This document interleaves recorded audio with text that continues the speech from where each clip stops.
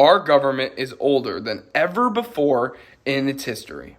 The average age of a member of the House of Representatives is 58, and the average age of a senator is 64. These numbers are incredible considering that the average age of an American is just 38. This age gap can show the difference in why people so often disagree with government decisions. At our nation's beginning, the Founding Fathers' average age was only 42. So why is there such a noticeable difference between their ages back then and our government officials' ages today?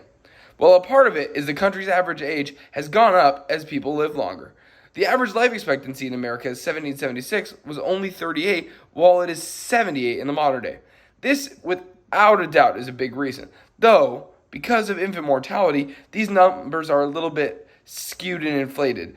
Most people who made it past the first few years of life lived much older than 38, but that is the average. And still, though, even taking that into account, there is a discrepancy there that needs to be accounted for. So, another big reason, I think, why our government officials are so old today is the rise of career politicians. Modern government officials are almost all people who have been in politics their almost entire life.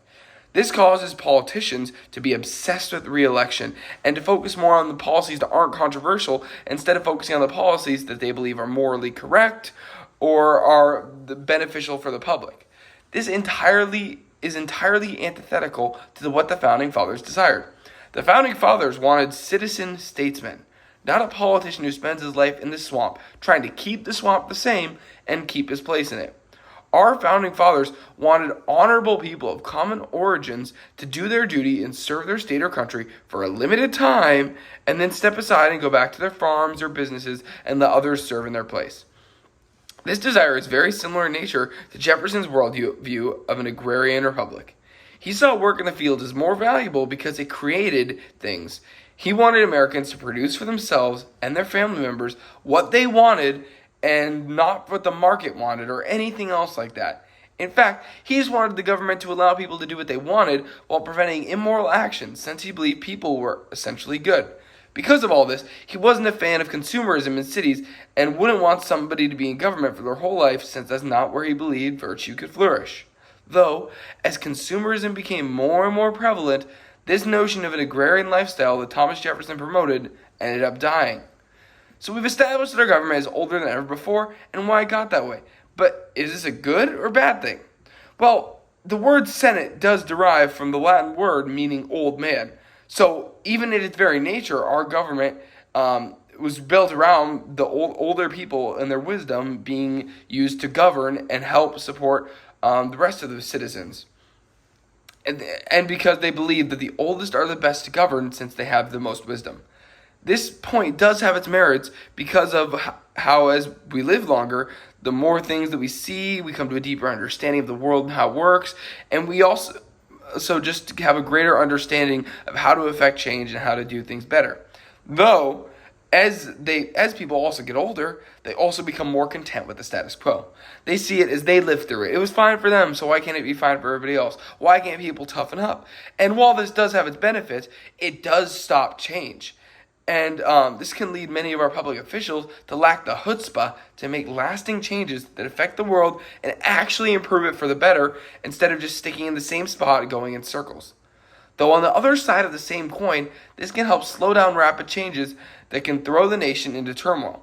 A fast, efficient government may seem convenient and desirable at first, but it is also essential that the government is slow enough to keep so that one party can't control it all and destroy all semblance of commonality in the nation.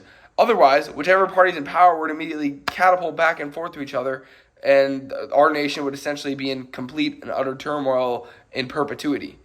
In conclusion, I don't believe that having exclusively old people or exclusively young people is one is not better for other than the country. I think that it is important for there to be a mix.